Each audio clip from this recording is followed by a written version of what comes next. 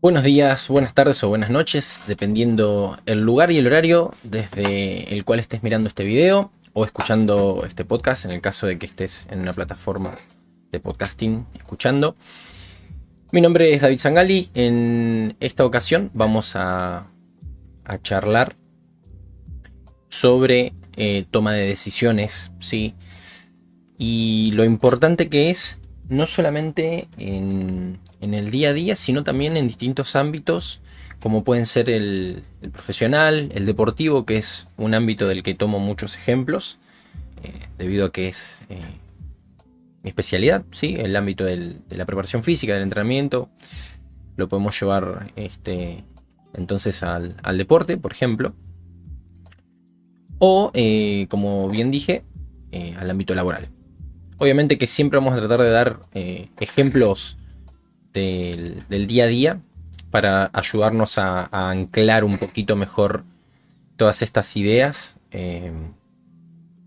a nuestro entorno habitual, ¿sí? ¿Por qué me parece importante entonces este tema? Porque de alguna manera uno suele tomar decisiones generalmente hasta que por lo menos empieza a tener este tipo de herramientas o de conceptos. Toma decisiones basados generalmente en emociones, ¿sí? Como se basa, de hecho, la mayor parte de nuestra vida, ¿no? O sea, somos animales regidos por emociones. Obviamente que la lógica juega un papel muy, muy grande en el mundo y en la vida del ser humano, pero no dejamos de ser animales emocionales y que las emociones son justamente las que condicionan demasiado nuestra toma de decisiones. El tener entonces herramientas que nos faciliten la toma de decisión o que por lo menos nos las estructuren de alguna manera, nos va a posibilitar o a facilitar hacer una toma de decisiones. No sé si exactamente está bien la palabra decir más correcta, pero al menos que nos va a evitar o a ahorrar un montón de dolores de cabeza, ¿sí? Entonces, cositas a tener en cuenta. Hay una idea de las piezas de dominó, ¿sí? Que quería usar como ejemplo para empezar a charlar del tema. Que básicamente se llevó a cabo un experimento en el cual se pusieron piezas de dominó, ¿sí? ¿Vieron el típico jueguito que hacíamos cuando éramos chicos con las piecitas de dominó? Pararlas en fila una atrás de la otra para luego empujar la primera pieza y ver cómo el resto de las piezas iban cayendo. Bueno, se hizo un experimento con piezas de dominó, pero que eran sucesivamente más grandes que la anterior. Es decir, se ponía una pieza de dominó de un tamaño, una chiquita, y la siguiente era de un tamaño una vez y medio o dos veces la pieza anterior, y así sucesivamente. Lo que se vio con esto es que empujando una primer pieza muy pequeña, ¿sí? Se lograba terminar desplazando, moviendo, tirando, básicamente, una pieza de dominó muchísimo más grande. Muchísimo más grande me estoy refiriendo a piezas de dominó del tamaño de un edificio que obviamente no tenían una pieza de dominó grande como un edificio, simplemente que lo que se hizo fue una proyección matemática para calcular hasta dónde se podía llegar y se llegaban a tumbar piezas que eran muchísimo más grande, exponencialmente más grande que las primeras piezas. ¿Por qué pongo este ejemplo y lo traigo a colación del tema? Porque, digamos, lo único que hay que hacer generalmente es poner en fila y de forma ordenada distintas situaciones que se nos presentan. Pueden ser simplemente cosas que uno considera problemas, por ejemplo, ¿sí? Y dándole un orden correcto, un orden lógico para la toma de decisión, justamente, lo que vamos a lograr hacer es poder barrer, ¿sí? O poder tumbar esas piezas, poder barrer estos problemas o estas situaciones que requieren tomas de decisiones, ¿sí? ¿Por qué uso la palabra problemas? Porque generalmente uno suele tener que tomar decisiones que son un tanto molestas, pero que requieren bastantes datos o bastantes eh, contextos o bastantes variables y que suelen abrumar. Entonces a veces simplemente tener un orden, ¿sí? Como quien dice, de mayor a menor, ¿sí? Nos suele dar esta sinergia, esta fuerza que quiero eh, presentar con la idea del dominó. Entonces, la importancia de una correcta toma de decisiones es básicamente para saber sobre qué tengo que decidir, ¿sí? Y por otro lado, para poder concentrar los esfuerzos requeridos solo en eso, ¿sí? Solo en eso que tengo que decidir. O solo en las variables sobre las que tengo que decidir. Tener en cuenta que no tomar una decisión también es tomar una decisión, ¿sí? Básicamente, lo que estamos dejando hacer si no tomo una decisión es decidiendo que se acumulen las situaciones sobre las que tengo que decidir, ¿sí? Entonces, antes de empezar a desarrollar el tema, me parece útil exponer una manera sencilla de decidir primero, ¿sí? Si el que tengo es un problema que requiere que tome una decisión o no. Es decir, muchas veces nos dejamos tapar de situaciones que en realidad no deberían estar o no nos deberíamos enfocar. Cuando hacemos esto, caemos en una espiral que puede ser peligrosa para nuestras tareas importantes, ya que le restan recursos a las tareas sobre las cuales sí deberíamos estar invirtiendo tiempo y cabeza para decidir. Entonces, la matriz Eisenhower, ¿sí? Es una matriz sencilla que nos permite decidir primero sobre qué situaciones tengo que decidir y trabajar, ¿sí? Es básicamente una matriz que se conoce como Eisenhower porque un presidente de Estados Unidos llamado Eisenhower diseñó esta forma de administrar las tareas o los problemas o las situaciones sobre las cuales tenía que decir, y me parece muy útil para este contexto. Entonces básicamente la matriz Eisenhower es una matriz de doble entrada, como casi todos los gráficos que pueden ejemplificarnos cosas, en donde en uno de los ejes podríamos poner la importancia, grados de importancia, y en otro los grados de urgencia, ¿sí? Entonces, en el cuadrante superior izquierdo, donde tendría alta importancia pero baja urgencia, ¿sí? En el cuadrante superior izquierdo, alta importancia pero baja urgencia, lo que vamos a tener, ¿sí? Son las tareas que tengo que planificar. Todas aquellas tareas que tengan alta importancia pero baja urgencia, lo que yo voy a hacer es planificarlas, ¿sí? Y más adelante seguramente en otros podcasts hablemos sobre planificación, que también es un tema muy, muy, muy interesante, muy lindo, y que tiene mucha extrapolación con el mundo del deporte y el mundo del entrenamiento. En la misma matriz, con un bajo grado de importancia y con un bajo grado de urgencia, tengo las tareas o las situaciones que voy a minimizar o eliminar. Entonces básicamente, repito, baja importancia, baja urgencia. Es decir, es algo que puede que no me interese y que encima no es urgente. Ese tipo de tareas yo no las quiero. Lo único que hacen es estorbar. Es basura. Eso lo tengo que sacar. Lo tengo que eliminar, ¿sí? Tengo que tratar de minimizar y de eliminar, ¿sí? Por otro lado, tenemos las tareas que son de alta importancia y de alta urgencia, ¿sí? En el cuadrante superior derecho. Alta importancia y alta urgencia. Esas son las tareas que tengo que hacer ya, urgente, ¿sí? Sobre las cuales seguramente voy a tener que hacer las decisiones más importantes. Pero recuerden que este cuadrante lo estamos pensando para primero organizar todas las situaciones sobre las cuales yo tendría que decidir. Y decidir de antemano qué voy a hacer, en dónde las voy a poner, dónde las voy a ordenar. Y luego tomar las decisiones que corresponden a cada una. Y por último, dentro de esta matriz tenemos las que son de un alto grado de importancia, pero, un bajo grado de importancia, pero un alto grado de urgencia. Sería el cuadrante inferior derecho. ¿Sí? Bajo grado de importancia, pero alto grado de urgencia. Es decir, tienen que estar rápido, pero no son muy importantes. Ese tipo de tareas, lo que yo voy a hacer es delegarlo. Y sobre la delegación, obviamente, que también hay mucho para hablar. Sobre cómo se delega, a quién se delega.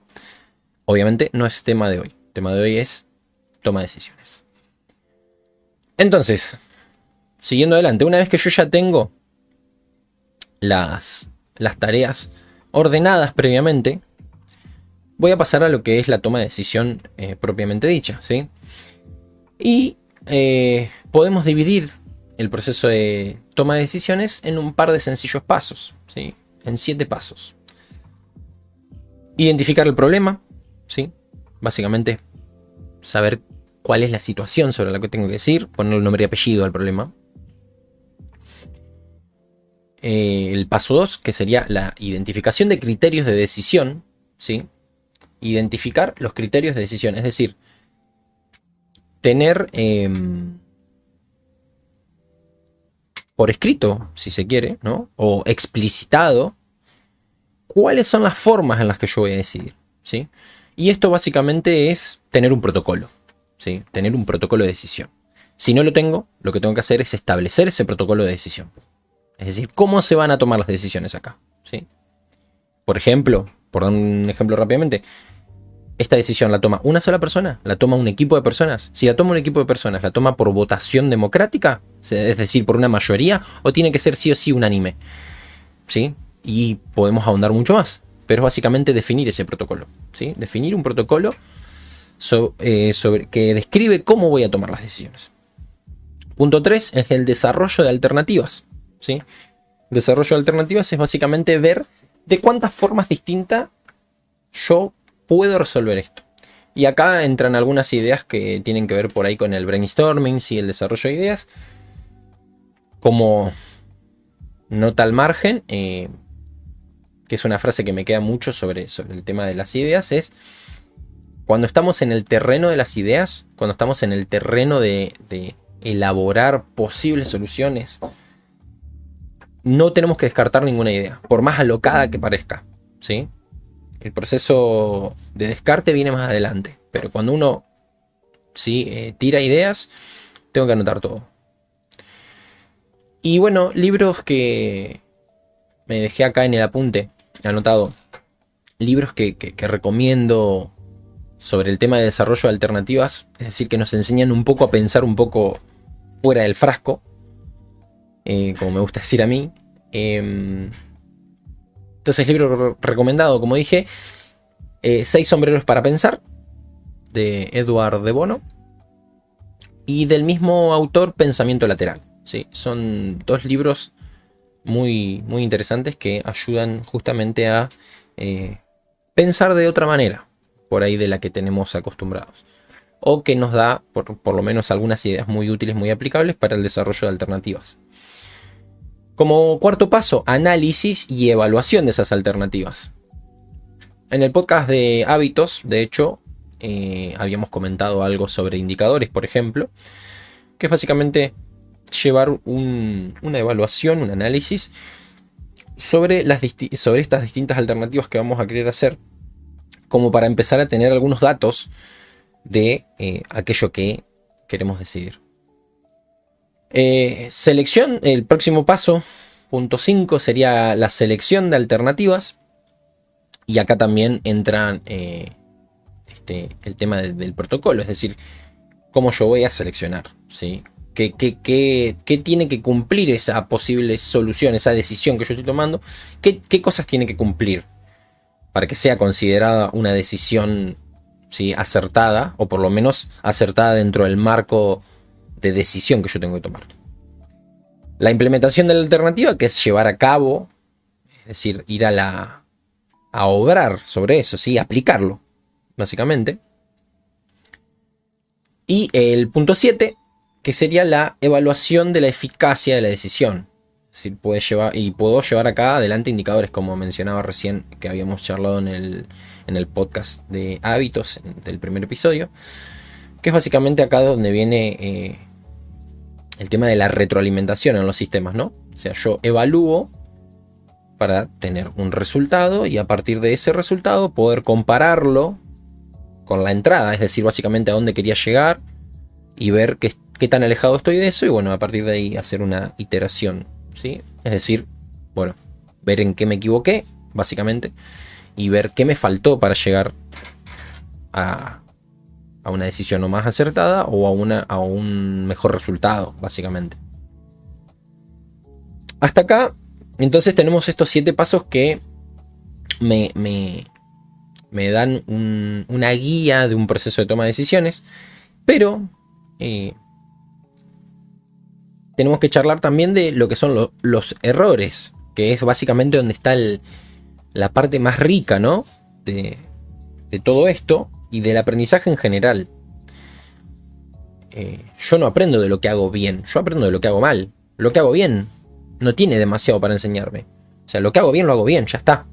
Yo voy a aprender del error.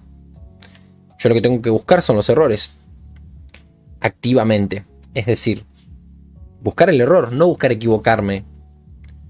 No es que yo tengo que buscar equivocarme, pero si me equivoco, tengo que buscar el error. Tengo que buscar en qué me equivoqué, porque esa es la manera en la que yo aprendo. Por eso el error es enriquecedor, ¿sí? Entonces, los errores más comunes que suelen aparecer en un proceso de toma de decisiones son 4. Podemos nombrar obviamente muchos más. Yo acá voy a nombrar 4. Y que básicamente tienen que ver con todos los sesgos, ¿sí? Es decir, básicamente con todo aquello que no se ve. Que no se ve o que no se quiere ver, ¿sí? Justamente por eso es un sesgo. Y hay distintos tipos. Para nombrar entonces estos 4 puntos, estos 4 grandes errores, tenemos el enfoque reducido, los sesgos propiamente dichos, las emociones de corto plazo y el exceso de confianza. Como dije al principio, en realidad de alguna manera todos son una forma de sesgo, ¿sí? Porque justamente si yo tuviera toda la información y la tuviera analizada en mi cabeza, no estaría sesgando nada, tendría todo, ¿sí? Entonces todos de alguna manera son sesgos, pero bueno, hay algunos que puntualmente se llaman sesgo de, que están analizados y tienen un nombre, están bautizados. Entonces bueno, los vamos a llamar por su nombre. En el primer caso se terminan dejando de lado opciones en el enfoque reducido, ¿sí? Por tener justamente una mirada acotada de la situación. En el segundo caso, se busca información que confirme mis expectativas y eso me ciega ante otras opciones, el sesgo de confirmación. En el tercer caso, de las emociones de corto plazo, en el tercer caso, suelen tentarnos de tomar decisiones que no nos terminan beneficiando o que nos benefician en el corto plazo. Es decir, básicamente donde yo obtengo un placer inmediato. Y en el último caso, que es el exceso de confianza, nos impide cambiar la visión que tenemos. Para esto, conocer estos errores y saber cómo podemos evitarlos, nos ayudará justamente a evitar errores que son fácilmente corregibles, ¿sí? Entonces, encontrando esos errores, lo que yo voy a hacer es tener en cuenta, ¿sí?, estas siguientes 4 posibles soluciones a esos 4 grandes grupos de problemas, de errores, perdón. Entonces, en el primer caso, ampliar las opciones. Es decir, debemos evitar decisiones del tipo sí o no, ¿sí? Es decir, decisiones de tipo binarias. Y estimular preguntas del tipo ¿cuál es la mejor opción? ¿Sí? De esta manera nos obligamos a pensar opciones que puedan encaminarnos hacia lo que buscamos. Además que en caso del tipo de decisiones de sí o no, tenemos más probabilidades de fallar que si buscamos opciones que se adapten más a nuestras circunstancias. Y tener en cuenta que el costo de oportunidad que tiene cada opción que podemos tomar. Entonces de esa manera básicamente nos vamos a estar estimulando el pensamiento creativo. Si yo simplemente me pongo una opción en la que puedo contar con sí o con no, no hay mucha salida. Es básicamente lo que se conoce como una pregunta cerrada. En cambio, si yo me pongo en la posición de preguntarme, ¿sí? O de preguntarnos, si somos un equipo de toma de decisión, ¿cuál es la mejor opción? O ¿qué otra opción tengo? ¿O qué otras opciones puedo elaborar? ¿Sí? ¿Qué pensás vos acerca de este tema? ¿Qué piensa él acerca de este tema? ¿Qué piensa ella? ¿Qué pensamos en conjunto? ¿Sí? Entonces eso nos va a estimular y ayudar a crear posibles soluciones. Y recuerden lo que dijimos hoy.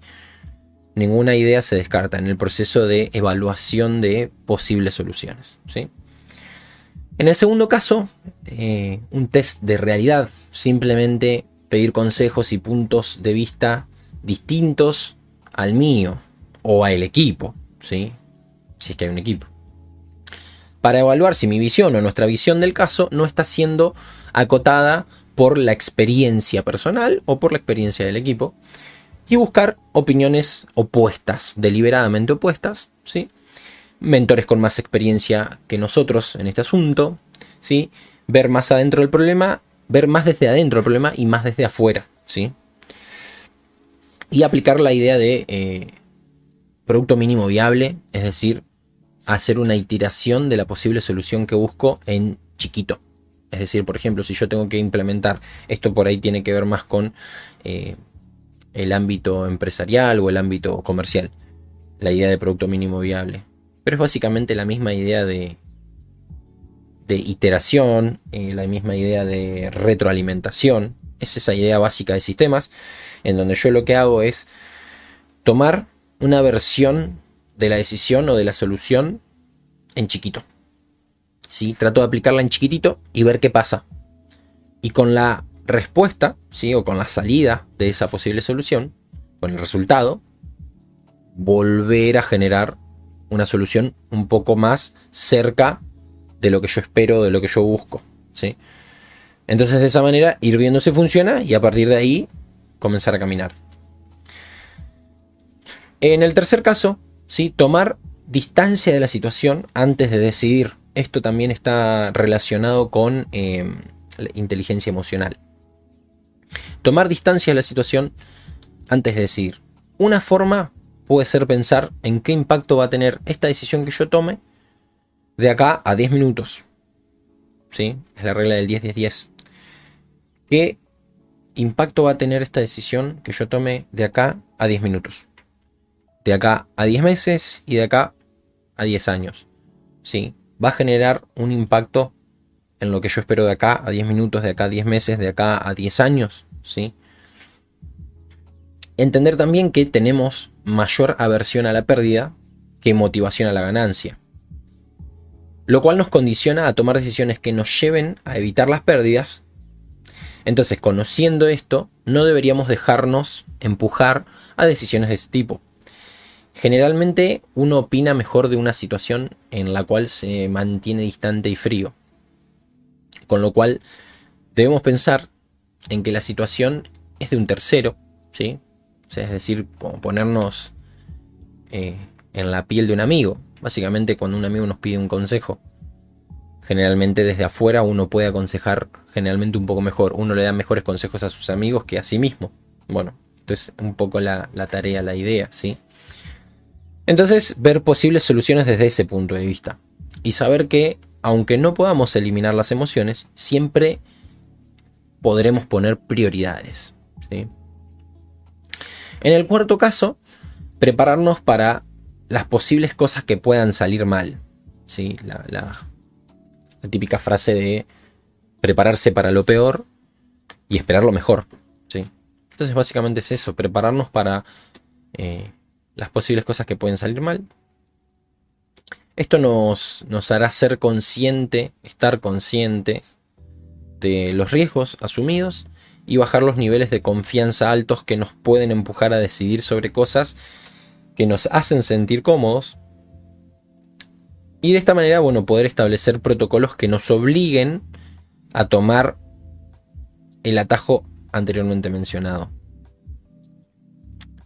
Entonces, básicamente esto es tomar la decisión antes de tomar la decisión, ¿sí? Básicamente es eso. ¿Qué quiere decir esto? Que básicamente yo me pongo trabas que me hagan bajar los niveles altos de confianza, porque generalmente cuando uno se siente muy confiado suele tomar decisiones a las apuradas, como quien dice, ¿sí? Quería también mencionar el tema de la intuición y la toma de decisiones. O sea, la relación que hay entre la intuición y la toma de decisiones.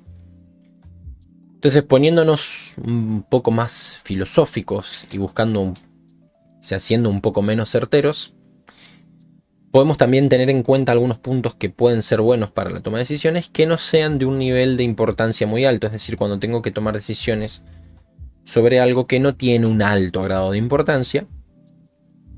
Por ejemplo, tomar en cuenta la intuición, lo que estoy queriendo decir, ¿sí? Pero no me refiero a una connotación mágica de corazonada sobre la intuición, sino al conocimiento inconsciente que puede salir a la luz en forma de intuición, ¿sí? En libros como por ejemplo Inteligencia Intuitiva y Maestría, que es un libro que estoy justo terminando de leer y lo puse acá para acordarme justamente de esto, se habla del tema, ¿sí? Y se explican en profundidad de estas ideas. Básicamente es el conocimiento que se vuelve inconsciente debido al gran grado de experiencia en un asunto o un campo de conocimiento.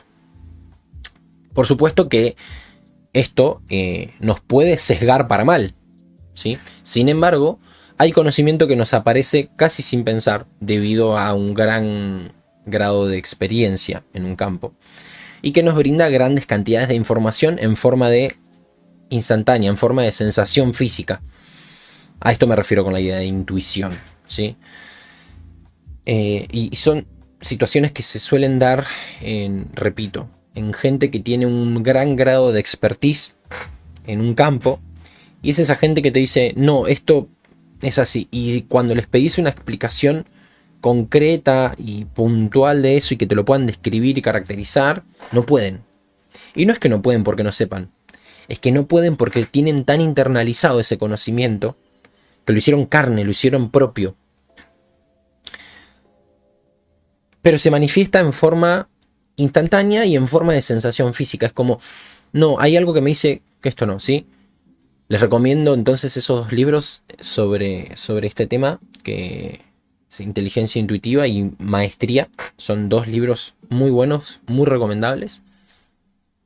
Y también que, bueno, quería dejarles esa idea, ¿sí? Que tener en cuenta esa intuición propia de un alto grado de conocimiento, que a veces uno no lo puede explicar, si no lo puede definir rápidamente con palabras, pero que sí tiene la respuesta casi que instantáneamente. Eso también es parte de la toma de decisión, y de hecho, amalgamar un proceso de toma de decisión lógico con un proceso de toma de decisión intuitiva, tener las dos cosas en conjunto, ha demostrado que logra mejores soluciones más creativas y por ende mejores resultados que tomar decisiones de una sola manera, solo intuitiva o solo por un proceso de toma de decisión lógico. Y bueno, otra idea y otro concepto que quiero poner acá es la idea de balanza riesgo-beneficio. La balanza riesgo-beneficio es básicamente una idea, un concepto que yo personalmente lo he aplicado mucho con atletas Lo aplico siempre que puedo, en cualquier contexto que puedo, pero lo he aplicado mucho con atletas al momento de hacer la preparación física, que es básicamente lo que la frase dice, ¿sí? Una balanza de riesgo-beneficio, es decir, qué potencial beneficio versus qué potencial riesgo tengo con determinada situación. En el caso de un atleta, con un determinado ejercicio, con un determinado tipo de entrenamiento, con un determinado tipo de planificación, ¿sí? Entonces, como dijimos, sobre costos de oportunidad al tomar una decisión, en base a esto deberemos pensar con qué divisa, ¿sí? Con qué divisa personal estoy pagando esta decisión. Es decir, cuál es el precio que debo pagar, con qué lo estoy pagando, con tiempo, con tranquilidad, con salud. Y en base a esto también poner en la balanza, ¿sí? Lo que vamos a decir. En base a eso tengo que pensar que lo que estoy pagando, ¿sí? Si tiene sentido lo que estoy pagando, por el posible beneficio que quiero obtener. Y en base a ese beneficio, el riesgo que estoy pagando o que podría pagar, si vale la pena. Si vale la pena correr ese riesgo por el beneficio que quiero obtener, ¿sí? Y cuando menciono esto de divisas personales, también vamos a tener un capítulo, un episodio charlando sobre eso. Pero básicamente es algo de lo que nombré recién, que es el tiempo, por ejemplo, que es una divisa personal. Cuando digo divisa personal es como una moneda de cambio, ¿sí? O sea, es dinero personal. El dinero personal, las divisas personales, considero yo que son muchísimo más caras que el dinero en sí mismo. Entonces, poner en la balanza justamente eso. A ver si tu tiempo vale eso que querés obtener. Entonces quizás esa simple pregunta deja sin sentido todo el proceso de toma de decisión. Porque por ahí decís, no, la verdad que sobre esto no tengo ni que decidir, no me interesa, ¿sí? Entonces pasaría a la matriz de Eisenhower al cuadrante inferior izquierdo. O sea, tipo de decisión que tengo que eliminar. Esta situación no la quiero. Por ejemplo, ¿sí? Otro punto a tener en cuenta, repito, como algo puntual, como un punto a tener en cuenta, se mencionó, pero quiero destacarlo, son los protocolos, ¿sí? Cuando nos referimos a protocolos, estamos hablando de tomar decisiones antes de tomar las decisiones. Es decir, como quien dice, tomar una decisión en frío. Es decir, generar sistemas que nos protejan a nosotros mismos de decisiones apresuradas. ¿Se acuerdan lo que hablamos en uno de los episodios anteriores? Básicamente que la estructura condicione mi comportamiento. Es decir, generar una estructura que no me permita a mí tomar una decisión apresurada que esté por fuera del protocolo de decisión que yo establezco, ¿sí? Por último, y tiene un poco que ver con la situación post decisión, es decir, la situación después de la decisión, que es que hay que aprender a vivir con la decisión. Algo que tengo que tener en cuenta es que no voy a poder dejar contento a todo el mundo, nunca, en ningún contexto y bajo ningún punto de vista. Sencillamente esto es la vida misma, no se puede dejar contento a todo el mundo. Yo tengo puesto algo de color azul hoy, y quizás hay alguien que odia el color azul. Entonces cuando mire este podcast, si es que lo está mirando por YouTube, si lo está escuchando, quizás no le guste mi tono de voz. O quizás diga, este tipo hace muchas pausas cuando habla. Me cae mal, no me gusta, me pone nervioso, me da ansiedad. Y quizás hay otra persona a la que eso justamente le cae bien y le gusta. No terminé de cerrar la idea de la remera azul. O sea, es básicamente, quizás no te gusta el azul y te gusta el rojo, entonces vos decís, no lo miro porque no me gusta el color azul. Entonces básicamente son ejemplos sencillos, prácticos, para poner como ejemplo esto que quiero decir. Que no se puede dejar contento a todo el mundo, indistintamente de lo que decías, siempre va a haber alguien que no esté contento con tu decisión, ¿sí? Y ahí es donde justamente hay que aprender a vivir con la decisión. Esto es algo que se debe tener en cuenta entonces al momento de todo este proceso de toma de decisiones, debido a que, repito, sin importar qué elijas, siempre, pero siempre te va a quedar el bichito de la duda que te va a susurrar al oído. ¿Y qué hubiese pasado si decidías por otra cosa? ¿Sí? Por ejemplo, cuando hay trabajos con personas y se debe decidir sobre algo que afectará a distintos escalafones de una organización, por ejemplo, sin importar qué decisión se tome, alguien se sentirá molesto por ello. Es por esto que no debe condicionarnos esto en la toma de decisiones y en cómo llevar adelante esa decisión, debido a que siempre va a estar esta decisión de ¿y qué hubiese pasado si decidía algo distinto? Con respecto a la aversión al riesgo, una aclaración es preguntarse si se está tomando las decisiones desde el coraje o desde el miedo, es decir, desde el ímpetu de aquello que quiero conseguir o desde el miedo de aquello que no quiero perder. Justamente para tener en cuenta esto que habíamos hablado hoy de la aversión al riesgo versus la motivación por las ganancias, ¿sí? Y te dejo como recomendación un video que se llama Neurociencia aplicada al día a día, de David del Rosario, que es investigador de neurociencia. Habla un poco sobre cómo las decisiones que tomamos están ampliamente condicionadas por la cognición, principalmente, que es decir, básicamente a la información que a mí me llega, ¿sí? Primero, la información que somos capaces de captar. Segundo, la información que me llega, ¿sí? Y cómo la cantidad de información en realidad que nos llega y sobre la cual podemos decidir es absurdamente diminuta comparado a la información que en realidad hay. Y cómo esto obviamente condiciona por completo la toma de decisiones. Mi nombre es David Sangali. Espero que si te gustó este contenido, lo compartas, te suscribas, que eso me ayuda mucho a seguir difundiendo el trabajo que de a poquito estamos empezando a hacer.